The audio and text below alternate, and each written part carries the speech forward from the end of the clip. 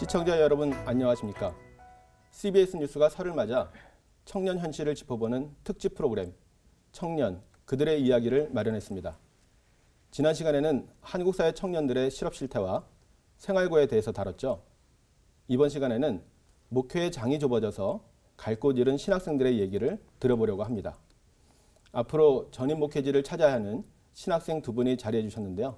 먼저 간단히 자기소개해 주시죠. 네, 안녕하세요. 저는 장로회 신학대학교 신학대학원 이제 3학년으로 진급 예정인 박주만이라고 합니다. 네. 저는 감리교 신학대학교 학부를 졸업하고 감리교 신학대학교 신학대학원 4분의 2학기를 다니고 있는 임지희라고 합니다. 감사합니다. 두 분은 현재 어떤 사역을 하고 계신가요? 현재 교회에서 파트 사역자로 교회 학교 아이들을 이렇게 섬기고 있습니다. 그러시군요. 네. 전사님은? 네, 저는 6년차 교육전도사로 유초정부를 섬기고 있습니다. 특별히는 교회에서 지역 어린이들을 대상으로 분기별로 자연 배움터를 열고 있는데요. 자연을 접하기 어려운 도시의 어린이들이 자연을 만나고 창조 세계의 소중한 마음을 배울 수 있는 그런 장을 여는 사역을 함께 하고 있습니다. 네, 귀한 사역을 하고 계시네요. 지난 시간에는 저희가 취업에 시달리는 청년들의 현실에 대해서 다뤘는데요. 사역을 하다 보면 또 주위에서 들어보면 청년 취업이 아주 힘들다는 얘기를 많이 들었을 것 같습니다. 청년 취업도 힘들지만 사실은 전도사님들이 사역지를 찾는 것도 쉽지 않을 것 같은데요. 어떻습니까? 주위 청년들의 이야기들을 들어보면 정말 취업이 힘든 상황을 많이 듣게 됩니다. 이와 마찬가지로 신학생들도 사역지를 찾는데 많은 어려움을 겪고 있는데요. 특히 여성 신학생들의 경우에는 늘 사역지를 찾는 것이 어려운 상황에 있었습니다. 그렇군요. 네, 현재까지도 여성 목사 한 수를 허용하지 않는 교단이 있는 것으로 알고 있는데요.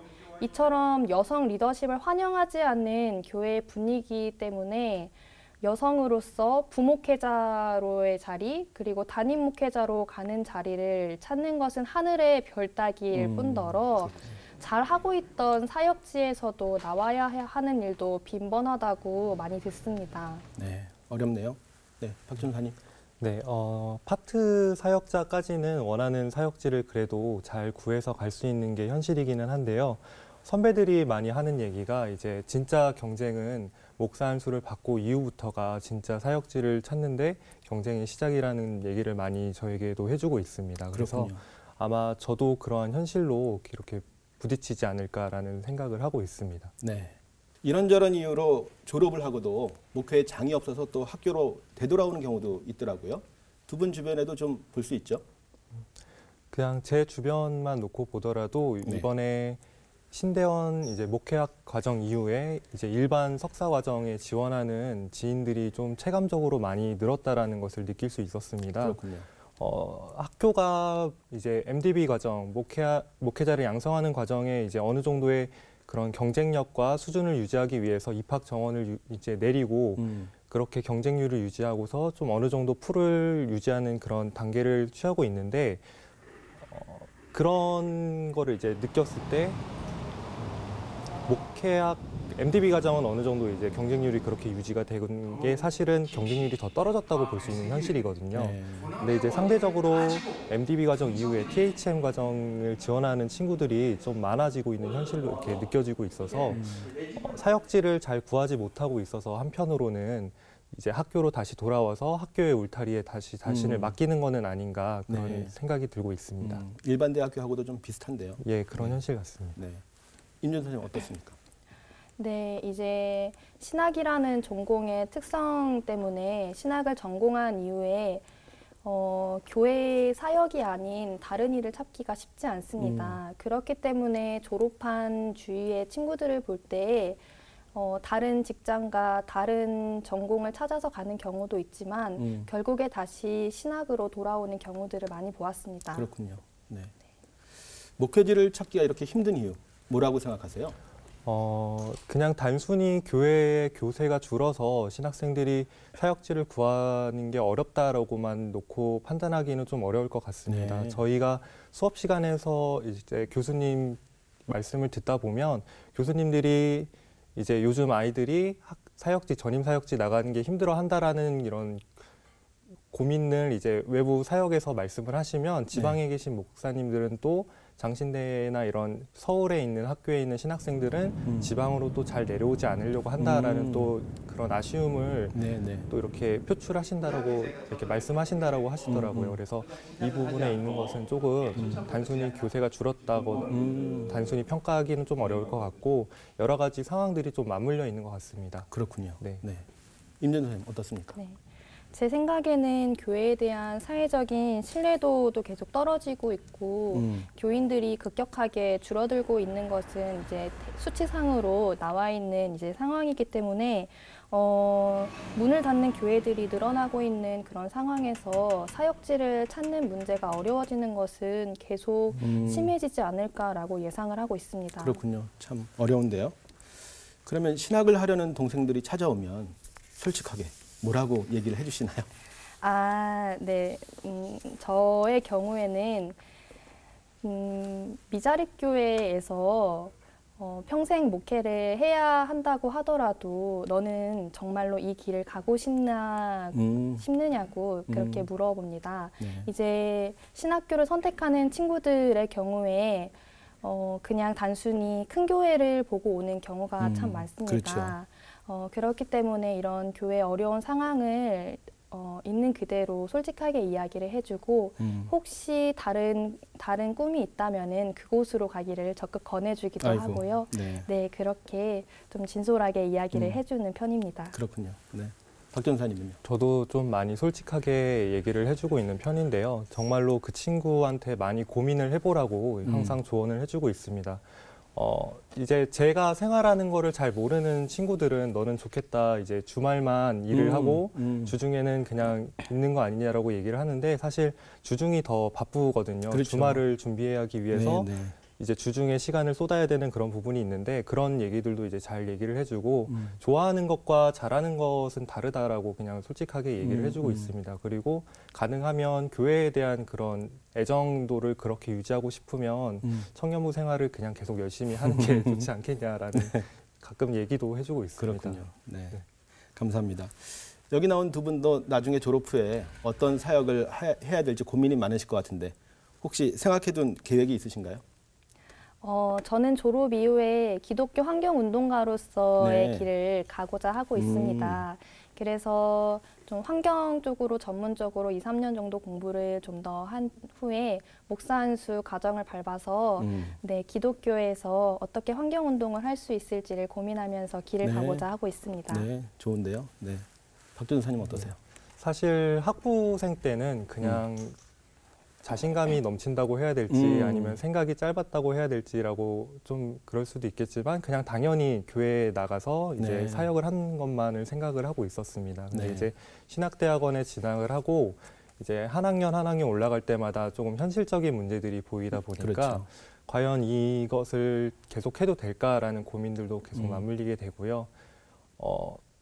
졸업 이후에 무엇을 할지를 계속 생각을 해보면 막연하더라고요. 요즘에도 그런 문제에 대해서 계속 생각을 하고 있는데 저는 전공부터 학부 때부터 전공이 신학이었고 그러다 보니까 이제 교회 사역지의 그런 울타리를 넘어가면 제가 할 수 있는 일들이 많이 없고 네, 그냥 그러다 보니까 다시 생각해보면 어떻게 보면 이제 목회자들은 결국에 교회의 울타리 안에서 그런 풀타임 사역을 할 수 있는 게 목회자로서는 평범할 수는 있지만 가장 행복한 삶을 살 수 있는 거 아닐까라는 생각도 듭니다. 그렇죠. 네. 그럼 박 전사님은 목회자의 길을 걸으려고 하시는 것 같은데 지금 뭐 정식 목회자라고 하기는 좀 어렵지만 목회하시는 선배님들 얘기를 들어보면 어떤 얘기를 좀 하시던가요?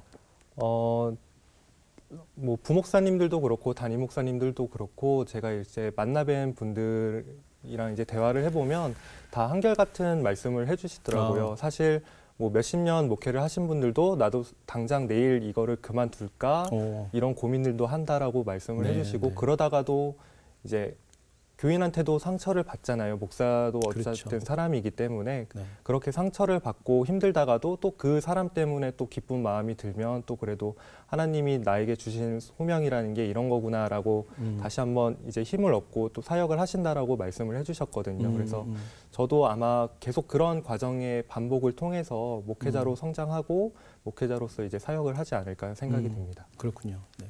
한 가지 좀 궁금한데요. 주변에 담임 목사님으로 청빙돼서 가는 경우도 있지만 또 그 밖에 개척에 대한 사명을 가지고 개척을 하기도 하고 또 현실적으로는 목회에 장이 없어서 불가피하게 개척을 하는 경우도 사실은 있거든요. 전사님 주변에 그 개척을 한 선배들의 어떤 고충을 좀 들어본 경험이 있는지 모르겠습니다. 제가 개척을 한 선배들의 그런 고충을 직접적으로 들어본 거는 없는데요. 네. 수업 시간에 이제 담임 목회를 하시는 목사님께서 이제 오셔서 말씀을 해주신 부분이 있습니다. 이제 요즘에는 현실적으로 그냥 맨 땅에 헤딩식으로 개척을 하면 그 개척한 곳에서 자리를 잡고 교회가 성장을 하면서 선교를 하기가 매우 힘들다라는 말씀이셨는데요. 그래서 본인께서도 이제 개척을 이제 부목사님을 시키려고 이제 생각을 해두고 이제 교인들도 같이 이렇게 파송을 하고 어느 정도 규모가 자리가 잡힌 상태에서 개척을 할 수 있게끔 도와주려고 하신다라고 솔직하게 네. 말씀을 해주고 네, 계시더라고요. 그래서 그러한 방법을 통해서 개척을 하지 않으면 요즘에는 조금 개척교회가 네. 이렇게 성장하고 이제 자립교회로 넘어가는 거는 좀 힘들지 않냐라는 그렇죠. 얘기를 솔직하게 해주셨습니다. 네. 네. 저도 뭐 통계조사 많이 해보지만 네. 쉽지 않은 현실을 잘 볼 수 있더라고요. 네. 네. 또 한 가지 여쭙고 싶은 것이 우리 사회 요즘 그 갑질이 아주 이슈가 되고 크게 좀 시끄러운 상황인데요. 우리 사회 만연해 있는 갑질 문화가 사실은 교회 안에서도 실제 하고 있을 것 같습니다. 혹시 본인 얘기는 아니라고 하더라도 네. 주변에서 의뢰 심정을 토로하는 그런 선배나 동료 얘기를 들어본 적이 있으신지 언제 가장 서러운지 뭐 이런 얘기 혹시 들어보셨나요? 사실 가장 가까운 동기 한 명이 있었는데 네. 이제 사역을 하는데 교회에서 이제 정말로 의뢰 그런 대우를 받고 정말로 힘들어하는 친구를 네. 이제 가까이서 본 적이 있었는데요. 그 친구가 이제 1년을 어쨌든 간에 교회랑의 약속이기 때문에 성실하게 사역을 마무리하고 교회에서 이제 사역이 정리된 다음에는 단기 선교로 이제 아이고. 나갔다가 이제 돌아오는 그런 상황이거든요. 근데 사실 그런 것 같아요. 이제 교회에서 위치에서의 차이는 있지 교회를 섬기기 위해서 부르심을 받았다는 그렇죠. 것은 동일하다고 그렇죠. 생각이 되는데 같이 고생하는 사실 그런 입장이긴 하잖아요. 그래서 힘들수록 같이 좀 더 이렇게 격려해주고 좀 서로가 동역자라는 의식을 갖고 사역을 한다면 서로가 아쉬울 게 없다라고 생각이 드는데 네. 그런 부분이 조금 부족하지 않았나라고 생각이 듭니다. 맞습니다. 또 요즘에 이슈가 되는 것 중에 하나가 이중직 목회에 대한 것인데요. 임 전도사님은 이중직 목회에 대해서 어떻게 생각하십니까? 네, 저희 주위를 볼 때도 이중직 목회는 이제 피할 수 없는 현실로 받아들이고 있는 것 같습니다. 갈 수 있는 사역지의 자리가 한정되어 있기도 하고요. 그리고 기존 교회 내에서 내가 하고 싶은 목회를 하기에도 어려움이 따르고요. 그리고 교회 재정적인 후원만을 받으면서 이제 사역하기에는 이제 교회에 어려움이 있지 않을까라는 그런 상황에서 주위 친구들을 볼 때 이제 기술을 이제 새로 배운다던가 공방을 차릴 수 있는 기술을 배운다던가 아니면은 바리스타 자격증을 준비한다던가 하는 새로운 기술들을 함께 익혀서 목회 현장으로 나가기 위해서 준비하는 친구들을 많이 보았습니다. 네.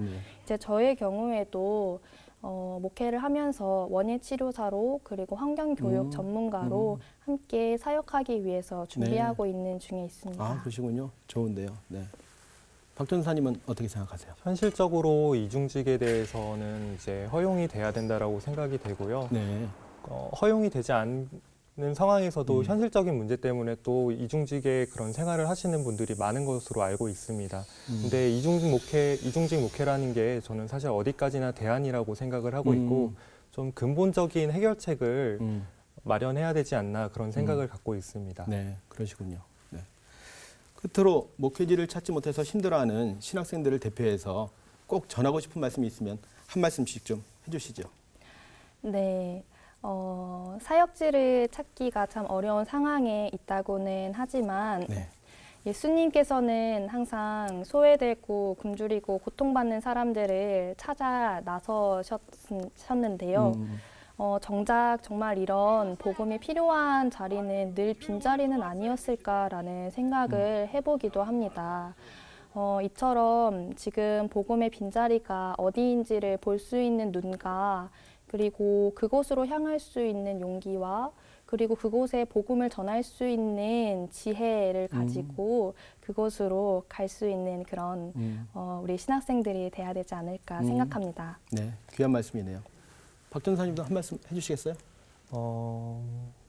사실 사역이라는 게 제가 최근에 좀 어떤 어른을 만나서 들은 얘기인데 익숙하지 않은 길로 발걸음을 내딛는 거라고 말씀을 해주셨습니다. 네. 사실 제가 사역지에 대한 고민도 많고 그러다 보니까 좀 저에게 익숙한 환경의 교회들을 먼저 찾게 되더라고요. 그래서 그런 부분을 고민을 갖고 찾아뵈서 이렇게 조언을 구했었는데 너가 익숙한 환경으로만 계속해서 길을 가고 그런 울타리로만 너가 계속 담을 쌓다 보면은 너의 목회 환경은 딱 그 정도에서 끝나게 될 거라는 조언을 해주셨습니다. 네. 그래서 현실적인 문제가 있기는 하지만 우리가 그래도 신학생으로 부름받았다라는 생각을 가지고 있다면 한 번쯤은 좀 더 용기를 내고 그래도 다시 뭐 이렇게 아닌 것 같으면 돌아오고 자기한테 편한 길을 갈 수도 있는 거니까 아예 안 가보고 가는 거랑 그냥 익숙한 거를 가는 거랑은 또 다른 차이가 있다고 네. 생각을 하거든요. 그래서 한 번쯤은 용기를 내고 익숙하지 않은 길로 발걸음을 내디뎌 보는 건 어떨까 싶습니다. 네.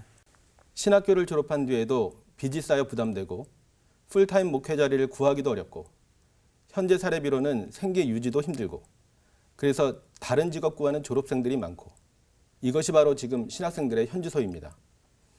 현실과 소명의 괴리가 큰 신학생들을 위해 학교와 교회가 함께 고민해야 하겠습니다. 다음 이 시간에는 신학생들의 눈으로 본 한국 교회와 신학교의 이야기를 나눠보려고 합니다. 오늘 함께해 준 두 분 고맙습니다.